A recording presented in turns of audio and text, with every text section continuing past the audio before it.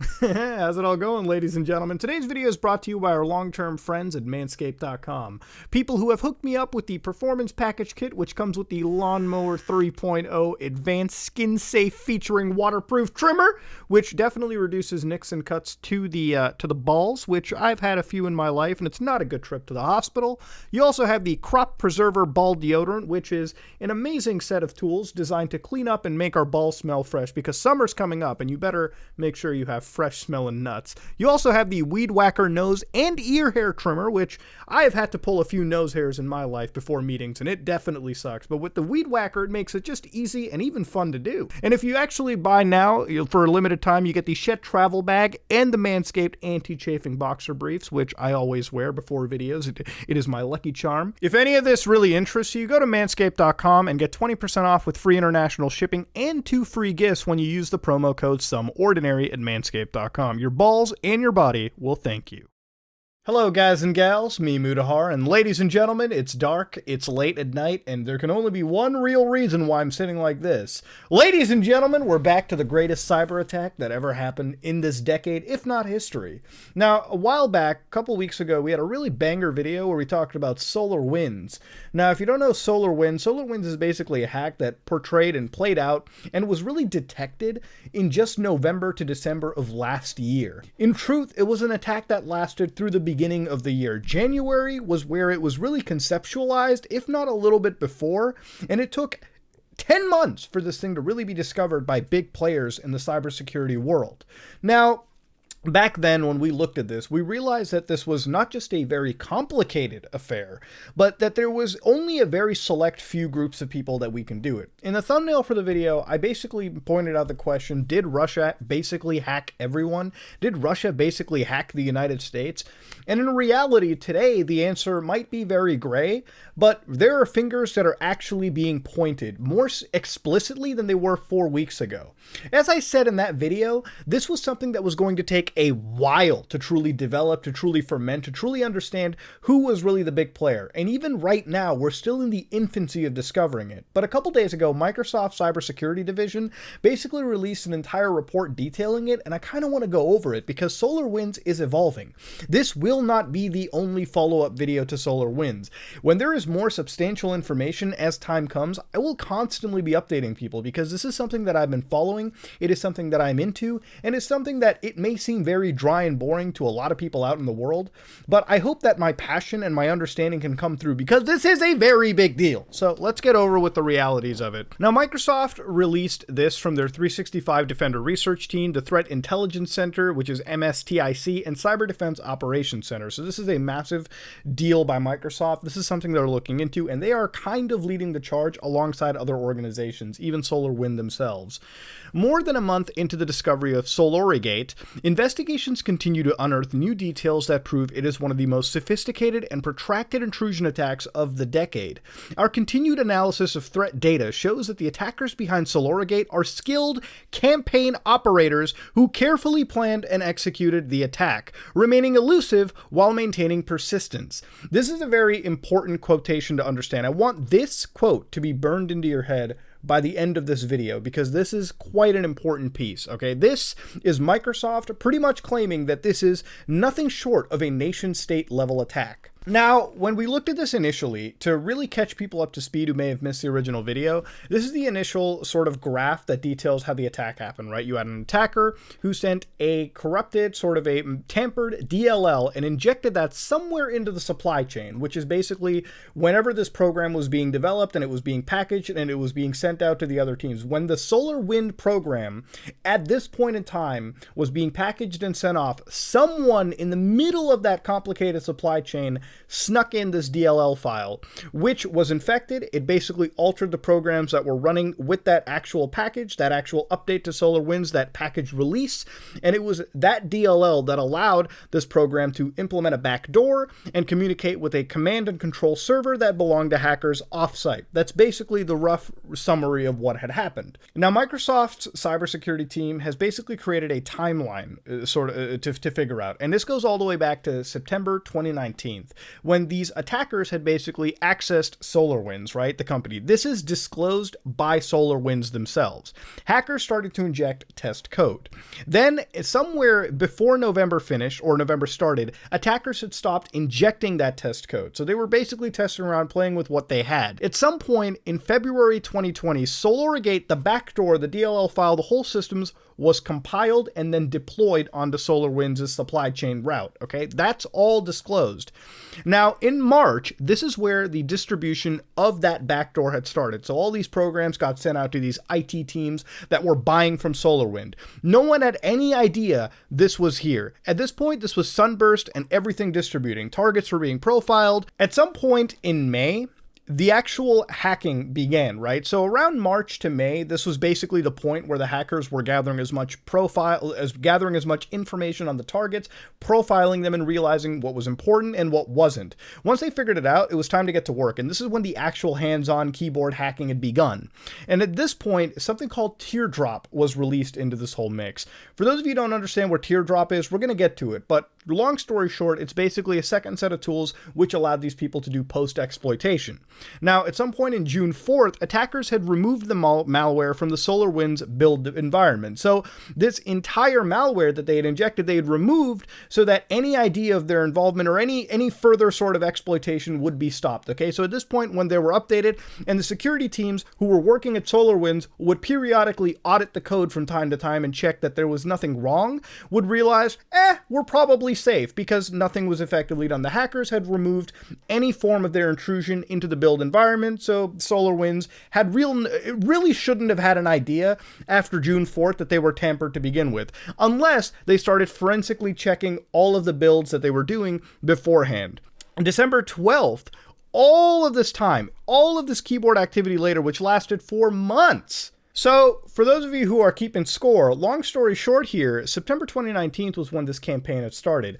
At some point in January 2020, when I was fucking around with my friends in PAX South getting really wasted, hackers were sitting around testing around with code, compiling this malware and injecting it into the supply chain route for SolarWinds, for it to be sent to IT teams, some of which, some companies actually store our private data as well. Again, the scope of how bad this is and how much it affects me and you down to what level is still yet to be determined, but this timeline should put into an idea of how long and also how coordinated this actual effort was. This is very nation state at its level, and I want you guys to keep remembering that every time I mention it. When we looked at something called Teardrop, right, when I mentioned that earlier, this is how it happened. This is when the attack went from the initial infection all the way to something that was stage 2 or post-exploitation. Now, post-exploitation, for rough terms, is basically what you're doing after you've compromised a system. So let's say that somebody hacked my computer. Post-exploitation basically means now that they have access to my system, what is it that they can do further to gain higher level privileges on my system and the network beyond? That's a rough explanation. But now if you look at this graph here, attackers who initially hit their first command and control server had a backdoor that connected to it and sends all the gathered info. So this is the information gathering step when they're picking out their targets. Then Cobalt Strike is downloaded, which Cobalt Strike is basically these are custom Cobalt Strike packages, custom Cobalt Strike infections that they've detailed as Teardrop or Raindrop or whatever, right? And these Cobalt Strike packages are downloaded from another command and control server, which then creates a remote control via that Cobalt Strike beacon. So it fires off a beacon, it plants itself into a system, and that beacon allows these hackers to do more hands-on approach, possibly gain higher level privileges and whatnot. But you might be wondering, what is Cobalt Strike? Okay, Cobalt Strike is actually something you can buy, all right? Let's go over this real quick. Cobalt Strike is effectively adversary simulation, and it's designed for red team operations, so red team InfoSec individuals who are, replicating the tactics and techniques of an advanced adversary in a network, okay? This is an off-the-shelf tool you and me can buy for $3,500 for a 1-year license. Now, this is not necessarily an evil tool. I'm going to say this is a gray market tool because it has a very legitimate use for penetrations testing. More importantly, post-exploitation testing, where you can emulate a quiet, long-term embedded actor in your customer's network, okay? Again, this tool can be used for penetrations testing, but it can also be used for actual nefarious things. It's like any pen testing tool out there. Yes, there are good reasons to use it, And just like those good reasons, it can be used for the exact opposite by anybody out there. These tools, I would like to say, are kind of like weapons in the cybersecurity world, right? Weapons can be used to protect yourself, but they can also be used to attack. And this is what this was used for in this case. The goal of any hacker, when they have gotten this far into a coordinated attack, is to ensure that they remain stealthy and they have as much time in the network as possible, because what they're there to do is gather valuable information. As soon as December 2012 hit, these guys were shitting their pants because they realized their entire campaign had come to an end. Once you're detected, it's all over. At that point, teams are going to be sent out and they're going to patch up everything you're doing, so you really can't gather any data. It is what data you gather in the time frame you remain stealthy is to be looked at. And that can be a lot if you're smart. And in this case, these guys were very smart at what they did. And that's the real concern. Now, Microsoft was basically assessing telemetry in this case, and they were realizing what would happen with certain accounts that were zero patient accounts, right? So these were accounts that were running the backdoor malware that was effectively the big threat. And they realized that it was actually communicating with randomly generated DNS domains. We looked at this in the last video when we basically saw all of these servers, the avsvmcloud.com domain addresses that were all hijacked by Microsoft and the federal agencies that were working with them, right? What they would do is they would create a VB script, typically named after existing services and folders, to blend into legitimate activities on the machine. A second stage DLL implant, which is that custom Cobalt Strike loader we just talked about, which would enable that post-exploitation, would typically be compiled uniquely per machine. The amount of anti-forensics is again another sign of how nation state this shit really is. Now, what kind of anti-forensic behavior are we really talking about? Effectively, what they were doing were they were avoiding shared indicators for all the hosts around, right? So basically, this entire Cobalt Strike DLL, which was used for, further post-exploitation, was actually prepared to be unique for every single machine that they were doing, okay? Now, to understand what this is, listen, if they had kept this loader, if they had kept every single one of these implanted Cobalt Strike packages the exact same with no form of, uniqueness to each one of them, then yeah, it might have been easier to find. But the fact that they had uniquely, crafted these per machine, changing as much as they can to reduce the amount of overlap, to reduce the amount of understanding of to reduce basically the amount of similarities between each one, it made detecting it just that much harder, okay? At this point, it was kind of like splitting hairs to find out how badly infected one machine was, because in reality, what indicators show up on machine A could be different than, say, whatever shows up on machine B, and vice versa for C, D, E, F, and so on and so forth. The other big problem was how much it camouflaged and actually blended itself into the environment. So again, these loaders had blended themselves among actual legitimate packages and binaries that existed on these systems. So again, trying to discover the diamond in the rough, so to speak, in this case, was a lot harder than expected. The other massive problem was how much it took care of event logging. So around any moment these hackers were doing hands-on activity, they were consistently disabling event logging on the systems and then re-enabling it afterwards, and so on and so forth. In another way, what would actually happen is this entire loader that they were using would actually implement new firewall rules. So anytime they could actually control the amount of outgoing packets from certain protocols in the entire chain, so that if people were analyzing it, they might not notice something out of the order. And then even after the firewalls were changed, they would then go back and just get rid of whatever they altered in that case too. Again, trying to figure out what is different, how compromised a machine can be is very hard to do when these people are so good at concealing the tracks they had. Every movement activity they did on the system was never done out of nowhere. They prepared every single command, every single movement on these systems, so that they weren't giving away any information to these cybersecurity teams or IT teams that were looking too closely at something. But what was really, really interesting too, and this is not, uncommon, but they were time stomping as much as they can. If you don't know what time stomping is, for those understanding, operating systems and file tables basically calculate the exact time files were modified, created, and whatnot. Now, time stomping is really hard to figure out because every time you make a file, modify a file, the timestamp, which is the time that, say, a file gets modified, created, deleted, whatever, changes all the time. All right, files are modified as much as they can, okay? There are many legitimate reasons those timestamps change.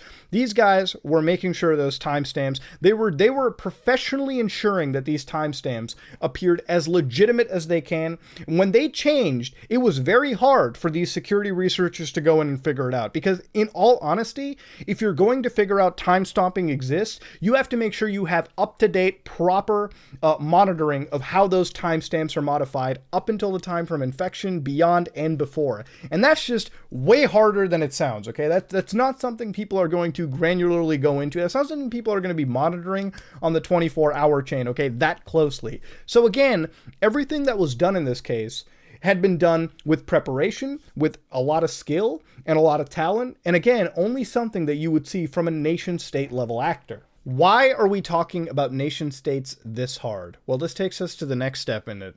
Now, this is a press release. This is a joint statement by the FBI, the Cybersecurity and Infrastructure Security Agency, CISA, the Office of the Director of National Intelligence, ODNI, and the National Security Agency, the NSA. These are massive intelligence agencies in the United States. And this is what they had to say. On behalf of President Trump at the time, the National Security Council staff has stood up a task force construct known as Cyber Unified Coordination Group, right? In this UCG, it's still working to understand the scope of the incident, SolarWinds, but has the following updates on its investigating and mitigation efforts. The work indicates that an advanced persistent threat apt actor, likely Russian in origin. Okay, so at this point, they're not outright saying, yeah, it's Russia, but that's the fucking, that is where the finger is pointing at this point by US intelligence agencies, is responsible for most or all of the recently discovered ongoing cyber compromises of both government and non-governmental agencies and networks. So this is when we looked at a lot of government agencies that were hacked into. I think energy companies. At one point, there was the entire nuclear security agency of the entire United States was sort of dealt into. And I want to append that video where I said that the nukes were compromised, because in reality, they most likely weren't. I feel like I should have went into it. The actual network for their server might have been compromised, but a lot of those nukes are actually stored off of the network. It's not part of the internet at all. The FBI is investigating and is presently focused on 4 critical lines of effort: identifying the victims, collecting all the evidence to, figure out if this was not just likely Russian in origin, but they can confirm that it actually was, which they're probably never going to be able to confirm. Let's be fucking real. Analyzing the evidence to determine further attribution and sharing results with our government. So again, it's trying to figure out how bad this really is. So again, it's not just Microsoft. It's not just any of these like tech companies. It's now the Federal Bureau of Investigation and numerous law enforcement agencies that are working around the clock to figure out just how bad this is. Because right now, big IT companies are hit, big companies are hit, but how much of that trickles down to me and you, we have yet to figure out. But I assume with how big this hack is, that me and you are affected. Of course, this is the only real thing the Russian government had to fucking say, okay? So this is from the Embassy of Russia in the United States of America. This is like their Facebook page. We paid attention to another unfounded attempt of the US media to blame Russia for hacker attacks on US governmental bodies. We declare responsibly malicious activities in the information space contradicts the principles of the Russian foreign policy, national interest, and our understanding of interstate relations. Russia does not conduct offensive operations in the cyber domain. Oh, yeah? There's a million fucking cases of how Russia basically was committing these kind of acts wholesale throughout the years. I don't believe that point worth a fucking damn, that's for sure. What is more, the Russian Federation actively promotes bilateral and multilateral cybersecurity agreements. Yeah, so does the United States, so does China, but I mean, let's be real. What happens under the table happens under the fucking table, right? In that regard, we would like to remind our American colleagues of the initiative put forward by President Vladimir Putin on September 25th on a comprehensive program of measures to restore Russia-US cooperation in the field of informational security. We have received no reply from Washington. Many of our other suggestions to start constructive and equal dialogue with the US remains unanswered. Yeah, you can see that there's a little bit of fucking passive aggressiveness, but I mean, you kind of expect it when the Russians get called out this hard, right? I mean, you've got US security agencies calling them out, you've got US politicians hitting them up. I mean, there is some bad blood between the two, but I mean, it's the United States and Russia, dude. Cats and fucking dogs, am I right? Now again, I want to stress for the record, legally, okay, I don't want the Russian government to sue me or, anything of that sort. The Russian government has not confirmed to be known as the threat actor behind SolarWinds. But like I said through the entire video, if nation state was burned into your head, or the first exact quotation of the video, if you can remember, this is only potentially done by big names, big nation state names. So if it's not Russia, it would be various other enemies the United States has in the cybersecurity world. That could include Iran, that could include Russia, that could include China, that could include many other individuals with the actual hacking prowess, all right? Because remember, this is not like big military operations. These are keyboard warriors, literally keyboard warriors, going at it back and forth with the power of entire nations behind them. This is something you have to burn into your head. Now, to understand, Joe Biden, current president of the United States, has actually apparently enlisted world-class cybersecurity teams following SolarWinds hack. Okay, so this is like Joe Biden stepping into the ring. You know, this is going from one president to the other. This is something that started under the end of Trump's administration, and now Biden has to lead with it. But this is actually really big news, because this is we're getting to the end of the video, but the end of the video should make you understand that as we're heading into the future, this is the future of warfare, and it's all coming down to the computer. It's all coming down to the private data me, you, and the various companies that we work with and we use services from hold. This is the real fucking gold mine. For 2 years in virus investigations and on my channel, I have been outright telling you that the most valuable asset human beings have in this day and age, in the cyberpunk reality we live in, is the data we fucking hold. There is no if and or but about it. That is the fucking reality of the situation. Now, with all of that said, going forward, taking care of your data, you can only do so much, because at this point, when you've got SolarWinds who have been compromised to no fault of their own, I mean, this was a very complicated attack. To blame anyone who got attacked under this is simply silly, okay? This is no one's fault. This was a very concentrated effort done by very professional individuals. SolarWinds got hit. A lot of companies got hit under that umbrella without even realizing until months down the road. And now we're trying to figure out what exactly has been compromised. And at this point, governmental bodies, presidents have been involved, and now teams are being researched specifically to isolate how bad the greatest hack in the entire history of hacks is actually. So ladies and gentlemen, this is all I'm going to leave on. This is the build-up. This is the second parter to the SolarWinds attack. And now SolarWinds, this is where names are being pointed out. You know, when we started looking at this was something that was just showing up on the radar. Now that we've got a bit more of an idea of how bad this is, a deeper dive, and now fingers are being pointed to countries around the world, it's getting to be real. Will we get a third party? Will we get it? Absolutely, because at some point down this year, we're going to realize how bad people were actually hacked, and that's something I can't wait to see. That being said, though, ladies and gentlemen, this is me, Mutahar. If you like what you saw, please like, comment, and subscribe. Just like it if you dislike it. I know this might be boring, but I like sharing this kind of stuff because it gets my rocks going. This is me, Muta, and I am sniffing G Fuel.